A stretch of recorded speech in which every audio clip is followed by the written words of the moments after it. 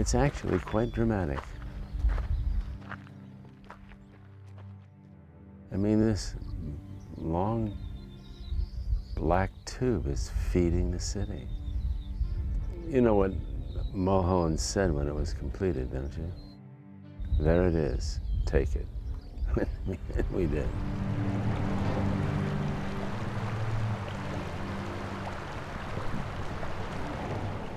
Just this simple pipe has so much history associated with it. I mean, it's not too much to say it created the city of Los Angeles.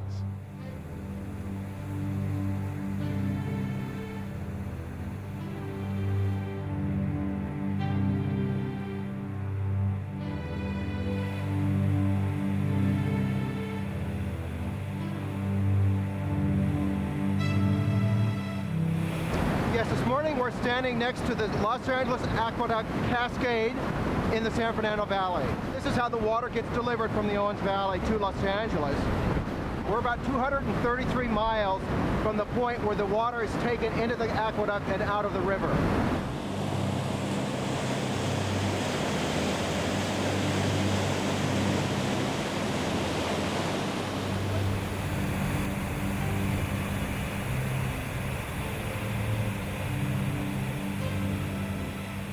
Yes, right here we have two cascades. The one next to us is the original Mulholland Cascade from 1913. To my left is the second cascade, which we built in the 1960s. It was finished in 1970. The percentage of water we get from the Owens Valley has varied over the years. Some years it would be as much as 90%. More recently, it's been closer to 50%. The Panama Canal and the Owens River Aqueduct are considered the two great engineering feats of that time. And the thing about the aqueduct from Owens Valley is that it's completely gravity flow. There's not a, they're not power pumps pumping water up at any hills. It's all that. So the planning of it was fabulous. And of course, here credit has to be given to an early engineer and mayor of LA, Fred Eaton, who is part of an old Pasadena family. Fred Eaton and my granddad had an interesting relationship and stimulated each other, and eventually fell out because Fred Eaton was of a more capitalistic bent, whereas my granddad, who wasn't really a socialist, but he wasn't as driven for material gain. Eaton was the man. He was the one who had this vision of bringing water from the Eastern Sierra to Los Angeles for the sake of development. He'd been a mayor, and after his mayoralty term, he began to speculate to buy land in the Owens Valley. Later, the figure of Joseph Lippincott was involved in doing the same thing. So between the two of them, they bought land, and Lippincott bought a lot of it for the city of Los Angeles. When all the accusations began to fly about exploiting and depriving Owens Valley people of their water, Fred Eaton, in a way, did have designs for land development and profit, whereas my granddad never owned a clod of dirt in Owens Valley. He wasn't the real culprit in all of this, the one guilty of a lot of skullduggery. He was an engineer, a very accomplished guy, a kind of builder. It was Eaton and Lippincott and people like that who were involved in the kind of water grab and property duplicity that set up the building of the aqueduct. My dad used to tell the story of a group of real estate men who approached him and wanted to just buy a bunch of land in this, that was going to be impacted or helped by the arrival of Owens Valley water, and my granddad would have nothing to do with it. No, count him out. He was not doing this. He was working for the city. Although the city has gotten a lot of bad press over the whole thing, Mulholland wasn't responsible for that. I think when you get into these big epic history things, or you get in these adversarial battles and whatnot, it's really important to try to understand all of the people that are around you. And William Mulholland is amazing. I mean, he is totally amazing. It truly is a remarkable story of not just the vision of the Irish immigrant from Belfast, but also the fact that many people of diverse backgrounds helped him build it. I truly believe Mulholland was a saint. I believe a few of the others probably weren't as sainthood as all, and let history call those people out. But Mulholland was here for the water and was here for the people. He really had a vision and a very special person. My first knowledge of my grandfather was as a grandfather, a rather gruff old man who always smoked a cigar, or always had a cigar in his mouth. I don't know, the men in those days didn't seem to smoke them as much as just sort of chew them. And patted us on the head and wanted to know how we were doing in school. Did you get a good grade on your report card? And if you did, then he'd reach in his pocket and he'd give us $1, which in the 1930s was a pure fortune. Then, of course, in grammar school, we began to learn about California history. And so the story of water, how the Spanish had dealt with water, with canals, and especially around the old plaza of LA, the zanjas that were built, feeders from the LA River to provide water for people and their stock there in this little pueblo that was Los Angeles at that time. The earliest LA water system was the LA River. The city got its water by gravity. They went upstream on the LA River near Griffith Park. They built channels and conduits, and they took the water out of the riverbed and ran it down to the city in ditches. So it was a gravity system. The LA Aqueduct we're standing next to, 233 miles. The water comes to LA solely by gravity. There's no pumping at all. So the systems are very similar, it's just the difference in scale. Then I realized that that's where we learned about water, and that it was brought from the high mountains through an aqueduct. And we were introduced to that whole idea of transporting water from great distances, and that the Romans had done it. And that's where the word came from. Well, Los Angeles is heavily dependent on imported water. About 85% of our water comes from outside of the city, from 3 places right now.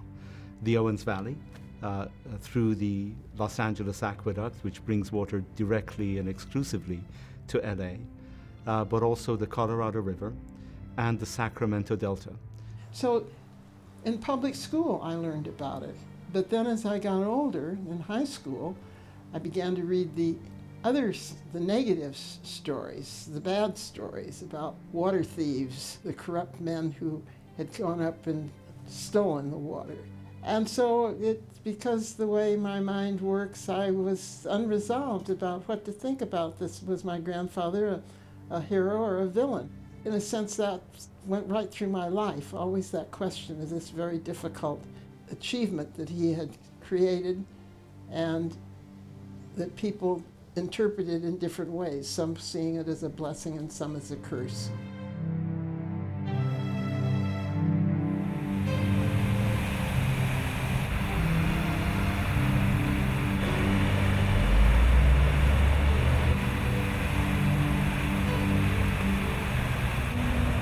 We're at a very historic spot in Los Angeles history. This is the William Mulholland Memorial Fountain at the corner of Los Feliz Boulevard and Riverside Drive. At this particular site, William Mulholland did, in his early days, working in water, long before the Department of Water and Power and his involvement with the city, controlled the irrigation ditch for water out of Griffith Park along the Los Angeles River as it fed the little pueblo, Los Angeles. It was a private water company, and he went to work for them.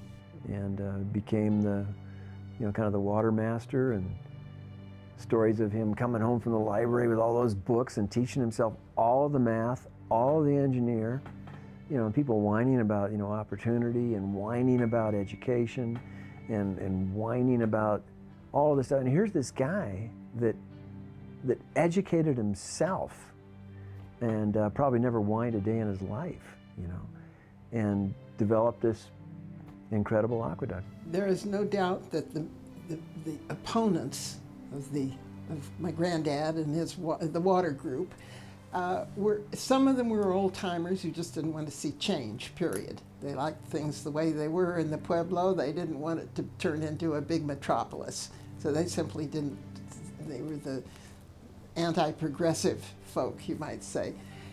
But there were other entrepreneurial ones, the new ones coming up, who had great designs on land and property and development for the area. And they saw that water would be, absolutely the major requirement for any success. And it was those groups who had organized and formed in the major one, the LA Farming and Milling Company, which owned most of the San Fernando Valley. The speculation on land in the San Fernando Valley, which is what these guys were, why they kept it a secret for as long as they did. When I was doing research on Chinatown, I was introduced to Noah Dietrich, who had been the CPA for this group of guys when they were buying up the land in the valley. And Harrison Otis and Sherman and all those guys, yeah. Yeah, and and he told me, he said, because they were buying the land at 25, 50, up to a couple hundred an acre. No water. It was the whole valley. The cabal, or the dirty story that came to be told, was that somehow Mulholland and the water guys were in league with this syndicate. And so there was always this reference when I was growing up about the San Fernando Valley land grab, that the aqueduct was simply being built to benefit these capitalists who had acquired all this land in the San Fernando Valley. And this was not true, but it seemed true. At the first few years, when the aqueduct was finished, there was agriculture in the San Fernando Valley, and some of the surplus water was used for that agriculture. But within 2 years, the entire San Fernando Valley was annexed into the city of LA. And they decided at that point that only the city of LA would get to use the water, nobody else. So they didn't use after that, they didn't use any surplus water except within the city itself. And of course, within a few years after that, there was essentially no more agriculture in the valley. It was purely residential. It's a complicated story. It's not a simple movie where the good and the evil are well defined, but you've got all these shades of gray coming in, and you realize that the complexities of this story make it difficult for the average person to want to bother figuring out, so you take a side.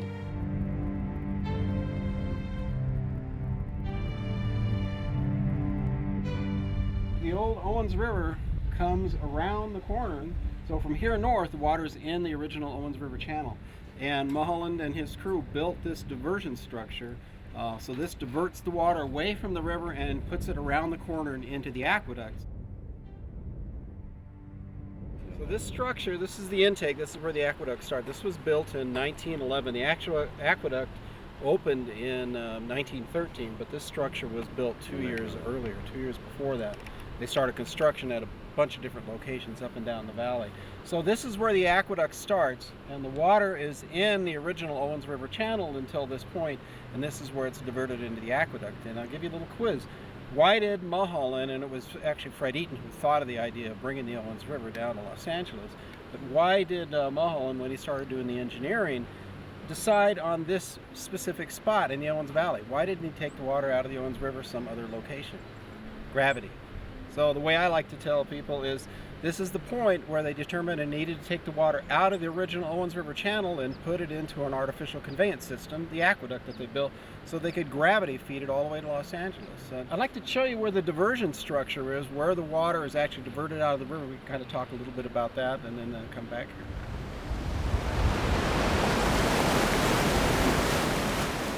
here. Early progressive and even radical writers, not communists, but socialists and historians, like to group the water group as the water thieves. They stole from the Owens Valley to bring water down, and this cabal, again, had legs. And of course, I started living with it big time in the 1970s when the movie Chinatown appeared, because that has been taken up as if it were a documentary film instead of a piece of fiction.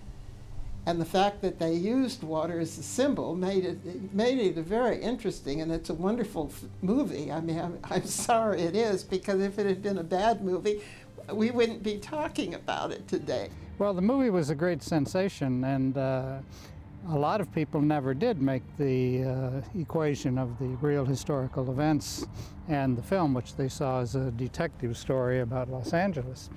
But those who were involved in the burgeoning environmental movement in Eastern California, in Mono Lake, and then in the Owens Valley proper, would often turn to the Chinatown film, as it became better known, as an example or as a demonstration of the exploitation, the water grab, the incestuous politics, all that fostered the development of the aqueduct.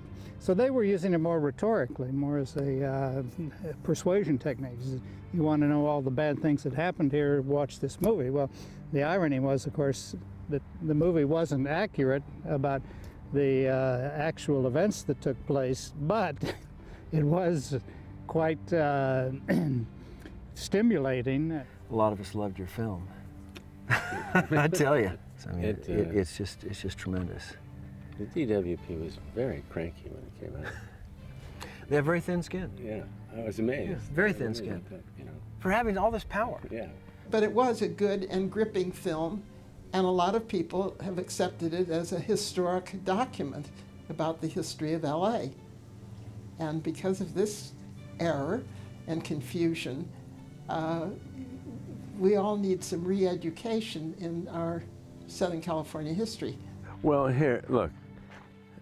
This took place at the turn of the century, didn't it? From about around 1903, 1905. And I moved it, for obvious reasons, to 1936, 37. Actually, the war over the water was still going on in the 30s. It was a 20, 30-year battle. But in order to dramatize it, you had to telescope it into a matter of months.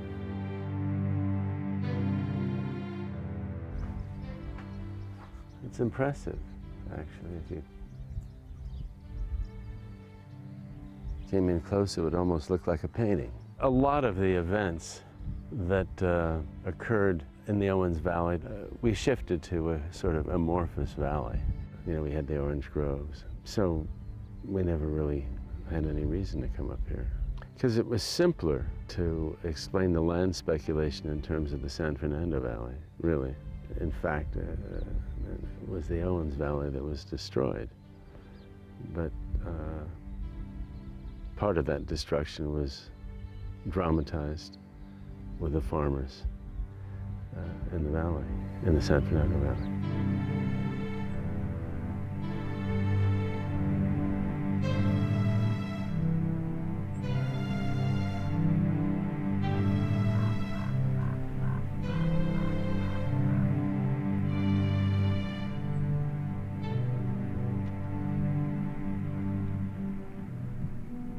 Well, after the first aqueduct was finished, there was a time. It was in 1913. There was a time of quiet during the teens, and because people accepted that this large, powerful city far away had come in and owned land and owned water, all legitimately, all legally, and nothing was going to reverse that.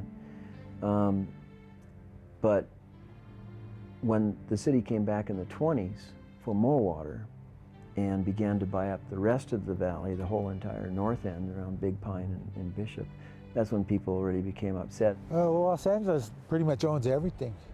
They own all the land, they own our history, the local people's history here. They own all the water that comes off the mountains. They're guaranteed by Act of 1937 that they own that. And water's power, and that's what they own. They control the land. They're very politically involved in everything up here. All their employees, they have like 900 employees in this area. Or Inyo County only has 18,000 people or so. That's a pretty big percentage. My father ended up with 90 acres here that we're still on, and has the mobile home park on. And through the years, after my father and mother passed away, I inherited it. And in fact, my wife and I, we farmed 90 acres for the first 12 years of our marriage. Of the 320 acres my grandfather homesteaded, there's not 1 square inch of it has ever gone to the Department of Water and Power. So I'm very proud of that. Some of the very few private acres still owned by a family, I mean privately owned. 90% of this valley floor is owned by the Department of Water and Power. So this is a very unique situation that this much private land is still in private hands and not in the department hand. I think the entire city of Los Angeles comprises 460 odd square miles of property. We own in excess of that in the Owens Valley area.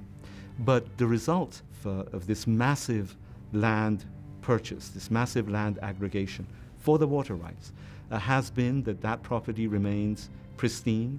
It remains immensely well cared for. What we have in the Owens Valley is kind of like a historic or a fossil landscape, a landscape that used to exist widely in California, even in the San Fernando Valley. I know people that grew up there when there were individual towns. But what we have is we have these small towns with open space in between, and of course these beautiful mountains. But a lot of those places have all filled in, and just with rampant development all throughout California. I'm from the Bay Area. I've seen the same thing happen. You can't drive the freeways of San Francisco. They're probably worse than the ones in LA as far as I'm concerned. If you're purchasing land for the water rights, it's a consequence, and I think a foreseeable consequence, that land cannot be developed because you're trying to take the water that underlies the land to somewhere else. But the result gives all of us a wonderful view of just what these pristine areas looked like once upon a time, and really is a unique place, and people visit it and marvel at its beauty and are thankful that it hasn't been invaded by development, and that too is a legacy of the LADWP acquisition. What occurred here is that in 1924, people that wanted to sell out their ranches and their businesses and wanted to get what they felt was a fairer price. They were having no luck with the city of Los Angeles. The people were resigned that they had lost the land and water battle, because this was the second time that Los Angeles came back. 1913, they finished the first aqueduct, and that was supposed to be all the water the city would ever need for all time. And 10 years later, 1923, they were back, and they were going to buy the whole upper part of the valley. So people came down realizing that LA was going to take it all. They wanted to get a price. They went up and encouraged the ditch master to step away from the mechanisms and cut the lock, open the gates, and they dumped the entire aqueduct right down through here for about 3 or 4 days. My dad and grandfather had all gone through all this when the water wars, you might call it, and when they were buying out all this stuff. And I'm not sure if my dad, he never did admit it, but I think he was probably down there on the aqueduct when they had the... You think your dad was down on the LA? I'm not sure. I don't know. He never did admit to it, but he knew all about it. But they eventually negotiated with Los Angeles, who said they would, go away and make a deal in good faith. And so the anarchists here, they were pretty tame folk. They were just Owens Valley folk, and they went on home. They attempted to continue to negotiate a fair price for the final buyout. It broke down, and so some people, we really don't know who, they began to blow the aqueduct. They blew the big pipe siphons to the south.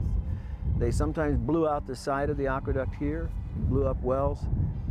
Los Angeles hired 500 Pinkertons, brought them up here on a train, and they set up towers with lights, set up roadblocks or stopping points on the public highway in Inyo County.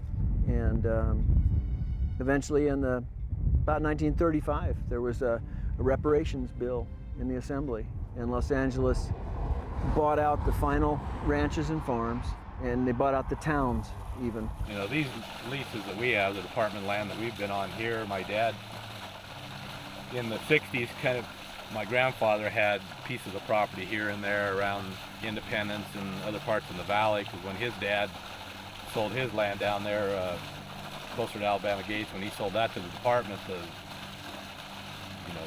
amount of money that they offered him was 3 times what it was worth or more.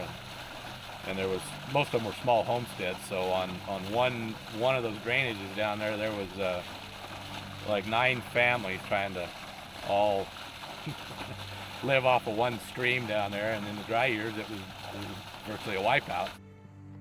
Well, I have here a history of the Matlick family. Al's granddaughter, Al was my grandfather, and this is another granddaughter. Al's granddaughter, Grace Matlick Wofford, recalled when Los Angeles representatives were buying property, hiding in the bushes outside the Matlick house. She saw a group of men approach Al again about selling his ranch. He met them on the porch, shotgun in hand, and said, "If you don't get off my land, I'm gonna kill you." Grace was so frightened, she ran home to her mother and cried, "Grandpa has a gun and he's going to kill a bunch of men." She doesn't recall what happened after that, but Al was successful in dissuading them. So that was one way of getting rid of them. They bought the valley. I know. Yeah, and so they own in this valley 240,000 acres. And so that land is now leased back for grazing, but not developed. While the city sought to prevent settlement and population and thereby preserved a open environment, they did things that harmed the environment too. But that was small consolation to the people who lived there at the time. And they had a store or a bank in the town and a ranch outside of town, and they wanted to preserve their community, to continue living there and to enjoy the fruits of a kind of cohesive small town community. We've been on these lands that I have here in Independence, we've been on these for 50 years. wow. You know, pretty much treat them like they're our own. I mean, it's 100% public access for the most part. We're allowed to take public access off no more than 25% of the lands that we lease, and we don't virtually lock up any of it because the public's been using them. You know, that was part of the way they kept the public from completely turning against them, is they allowed everybody, you know, in the valley and everybody else, and they promoted the people from Los Angeles that these were their lands and they should use them. So they were always left open to the public, and it's been that way so long. If you tried to lock them up, you'd have a problem.